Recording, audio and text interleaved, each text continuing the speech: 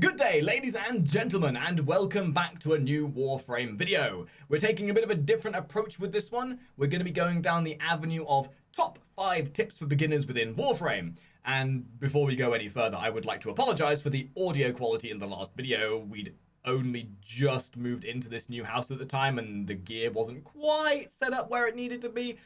But now it is, and you should be able to tell a noticeable difference in the quality of the stream as well as also the audio itself.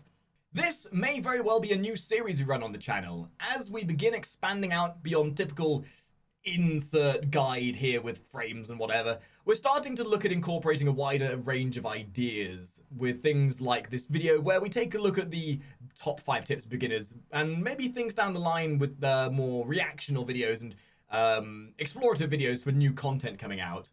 And as with anything we do with the Top Hatters, we want you to get involved. So if you have ideas for videos or things you think that would be beneficial for new players, then you can leave a comment down below, as I do read all the comments, and, you know, it's something I do enjoy doing, even the bad ones. Looking at you, Billy, talking about my mother like that. God.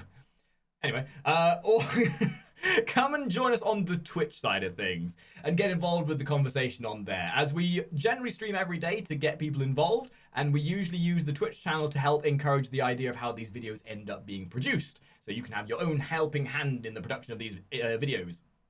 Number 1. Tip numero uno. Unlock your star chart. Warframe's progression is very linear. You start on Earth as a fresh Tenno, and your wide-eyed, helmet-covered face is going to start their journey with a massive, expansive star chart filled with planets that you really want to explore. But hold on there, cowboy. Something that is highly advisable for a new player is that you hold those reins in a bit and just take your time to smell the daisies. Like you and like me when I first started off, I wanted to get to Mars or Venus as soon as possible. But it pays to explore in Warframe.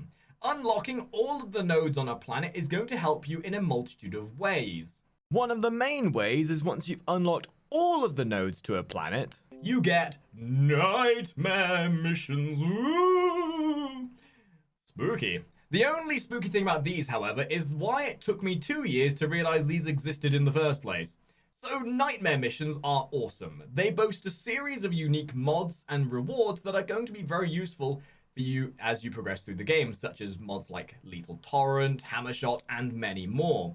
As a trade-off for this, however, the missions will be of a different level and have a random modifier, similar to the way Diablo has affixes, which will impact the game. This can range from effects such as Vampire Mode, where Hotel Transylvania 3 will play constantly on repeat for 15 hours whilst you're on a connecting flight from England to Canada. No, wait, that's something else. Vampire Mode is where your player will lose 1.5% of their maximum health per second, and killing enemies will recover 12.5% of their maximum health per hit. This is also a good way to prepare yourself for the sortie missions later down the line, as a lot of these conditions you'll encounter will end up as sortie conditions as well. Unlocking more nodes also bodes other benefits as well.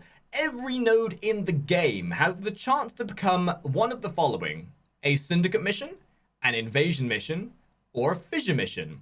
These mission types will give you access to different avenues for loot and progression. So for every node you unlock, you'll increase your chance of getting one of these types of missions. And once you finally unlock the entire star chart, that then gives you access to the arbitrations, which is a high-level, high-demand, hardcore survival mode with some funky rewards to it. Both of these avenues that I've just mentioned are ways to progress your gear, your frames, and weapons further. And it's something you should always keep an eye on. Oh, and unlocking the entire star chart counts towards your mastery. Clearing the main objective of a mission for the first time will grant you 63 mastery points as an average. Killing a Junction Spectre, which links you from one planet to another, grants 1,000 mastery points. This does also include the Orokin Derelict, Void missions, and altogether there are 228 missions as of this video. So clear that star chart, my dudes. It is incredibly important you do as much there as possible. The way to look at it in fundamentals, the more the star chart you clear, the more avenues you'll have to get better gear. Number 2. Learning to jump. So, it's no secret that Warframe's movement system is incredibly unique and boasts a very broad spectrum of ways to be able to get around the map.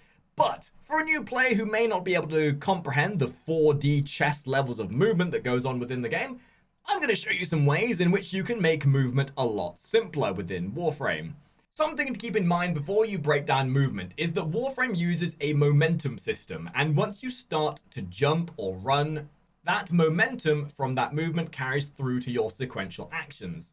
Rather than making this too complicated, I'm going to show you a couple of different movement types that will use this momentum and help you get around maps a lot quicker, and then show you how to combine those to feel like the true ninja you are. Bullet jumping is the first type of action you'll want to look at. Crouching and pressing space will fling you in the direction of your reticle. You can use this to quickly get to high places or even leap long distances and change direction on the fly to evade enemies. The second movement type we'll look at is the slide. Cha-cha real smooth. Whilst running or aim gliding, or whilst you have a good amount of momentum, you can duck into a slide, which allows you to then decide on what you want to do next.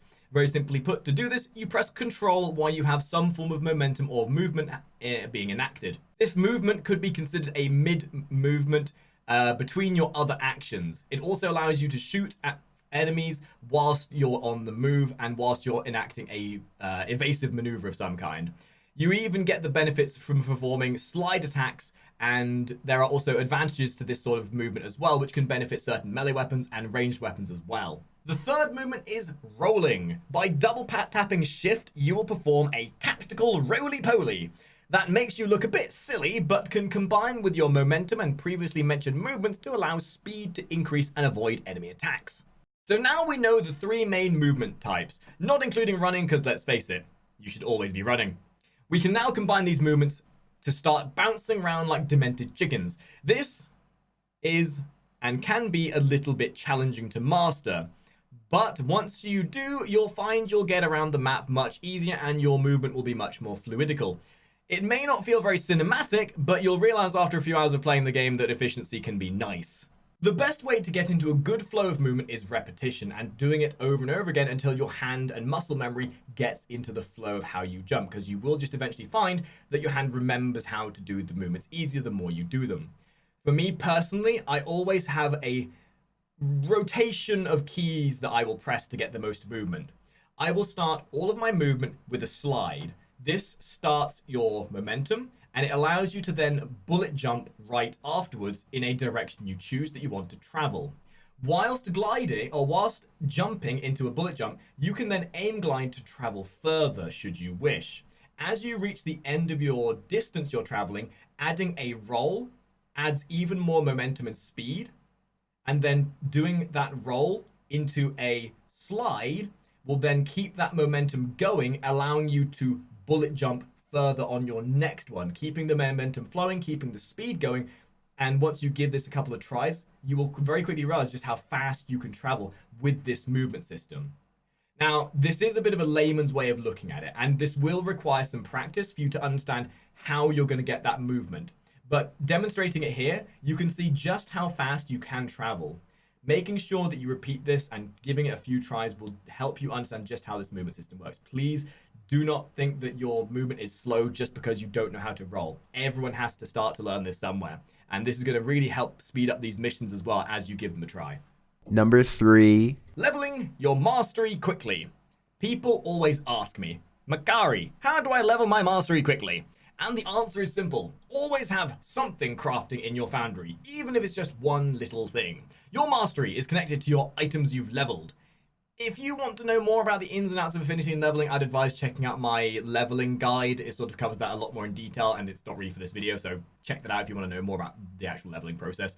I find the best way of doing this is to make sure you spend the early game plat you get on some spare slots for your weapons and your frames, as the biggest issue you're going to have in the early stage of the game is having enough room to rotate your weapons around and to have enough stock to level through and to pick from different things to meet the different requirements you are looking for. Having more slots then allows you to have a wider variety of things to level. Something that can help is having a checklist. This will then allow you to have a bit of a understanding as to what it is you actually have to level. Don't be afraid to sell things you've already leveled. You can just make them again in the future. For example, upon logging in, step 1, you would want to pick up your crafted gear from the previous day. Step 2, cycle through the tabs of weapons and frames and choose something ready to build, or set yourself a goal for at least one thing that you want to craft that day, and begin crafting it or farm the materials so you can craft it. Step 3, take the newly crafted item and equip it. Do this with as much or as little of your equipment as you feel comfortable, keeping in mind it's always worth having at least one fully leveled item that you can use as a crutch to boost yourself up. There's nothing worse than going into a mission with all your underleveled gear and dying horribly because you can't kill anything.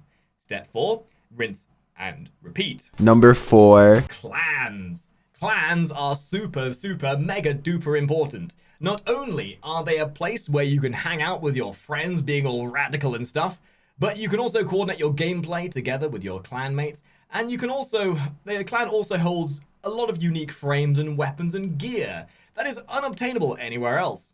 The clan is really a deep subject and will likely be something we cover in a full video on its own down the line in the future. But in short, you have a few things to look out for in a clan dojo. First of all, to get into the clan dojo, once you've joined a clan, you'll need to get the clan dojo key, which will appear in your foundry as a blueprint once you've joined your first clan.